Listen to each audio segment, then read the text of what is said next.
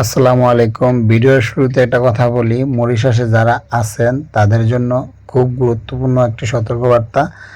আপনারা আপনাদের work permit passport ছাড়া বাইরে অথচ ঘোরাঘুরি করবেন না। মরিশাসের পরিবেশ বা পরিস্থিতি আগের মতো নাই, খুব কঠিন। আপনারা সবাই জানেন যে প্রতি ডিসেম্বরের আগে বা ডিসেম্বর পর্যন্ত খুব চিরুনি অভিযান চলে। যারা মরিশাস আছেন তারা অবশ্যই বিষয়টি জানেন, বৈধ অবৈধ সকলেরই এই বিষয়টা ধারণা আছে। তো আপনারা কেউ দয়া করে পাসপোর্ট ওয়ার্ক পারমিট ছাড়া কোনো জায়গায় অথচ ঘোরাঘুরি করবেন না। তো আমি কিন্তু আজকে চলে আসলাম আমাদের বাংলা স্টোরে।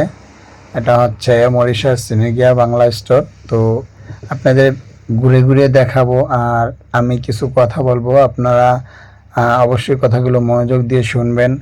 আমাকে অনেক ভাই ইনবক্সে মেসেজ করে আমার টিকটক ফেসবুকে, তো যাদের সাথে আমার খুব অ্যাক্টিভ বেশি একটা নেই সেই ভাইয়েরা আমাকে মেসেজ করে যে ভাইয়া মরিশাসে যাওয়ার জন্য আগে কি মেডিকেল করতে হয় নাকি ওয়ার্ক পারমিট পাওয়ার পর মেডিকেল করতে হয়, আবার মরিশাস যাওয়ার প্রসেসটা কেমন। তো আমি সেই সব ভাইদেরকে একটা কথা বলবো, ভাই আপনি মেডিকেল, আমি যখন আসছি আমার বিষয়টা বলি, আমি যখন মরিশাসে আসছি শুধু আসার 1 মাস বাংলাদেশের যেই পরিস্থিতি জানি না কেমন, আর এজেন্সিগুলো বা কীরকম তারা দায়িত্ব পালন করে। তো সেটা আপনি 4-5টা এজেন্সি থেকে ঘুরে দেখলেই আমার মনে হয় ভালো। তো যাই হোক, এই বিষয়টা আমি আপনাদের ক্লিয়ার করলাম। এটা আপনারা সরাসরি এক এজেন্সির কইরা কথা শুনে আপনারা কিছু করবেন না। অবশ্য আরও 4-5টা জায়গা দেখবেন বা ওইখানে লোকজন আছে তাদের কাছে আলাপ করবেন, পরামর্শ করবেন, তারপরে আপনি একটা ডিসিশন নেবেন। ঠিক আছে? তা আমার মনে হয় যে ওয়ার্ক পারমিট পাওয়ার পরেই মনে হয় মেডিকেলটা করাটা ভালো। ঠিক আছে?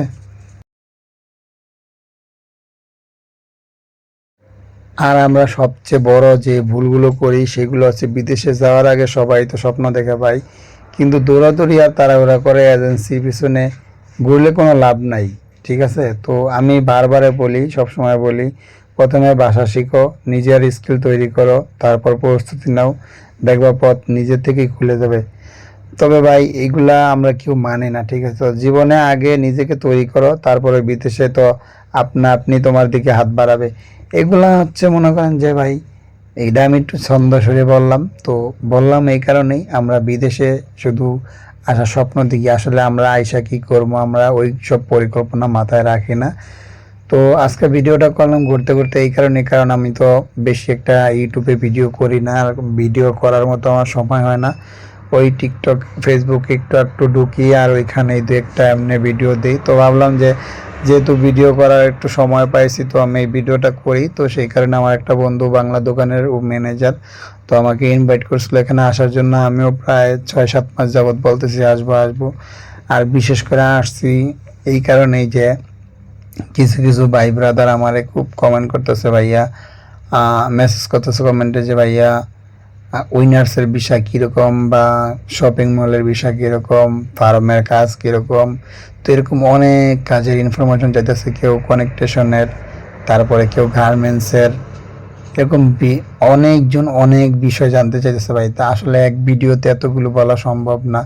আজকে আমি আপনাদের শুধু উইনার্সের বিষয়ের কথা বলবো।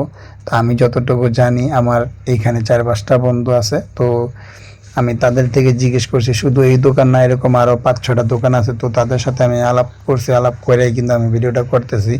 তো ভিডিওটা করতেছি এই কারণে, উইনার্সে আসছে, এটা একটা বাংলা দোকান, বাংলা দোকানের আইটেম, যে আইটেমগুলো কী কী আছে সবগুলোই আমি ভিডিও করছিলাম। তো এই ফাঁকে ভাবলাম যে আমি একটু আপনাদের ইনফরমেশন দিই, সাথে আপনার ভাবিও আসছে। তো আপনার ভাবির জ্বালা ভাই ভিডিওটাতে ভয়েস দিতে পারি নাই, তো উল্টাপাল্টা অনেক কিছুই বইলা ফেলাইছি আগের মাথায়, ওই কারণে এই ভিডিওটা রিমুভ করে আমি নতুন করে ভয়েস ওভার করলাম। তো প্রথমত যেটা বলতেছিলাম যে উইনার্সের যে বিষয়গুলা নিয়ে, তো উইনার্সের স্যালারি কীরকম বা সুযোগ সুবিধা কীরকম অনেক ভাই জানতে চাইছে, তো সেই বিষয়টা নিয়ে বলতে চাইছিলাম।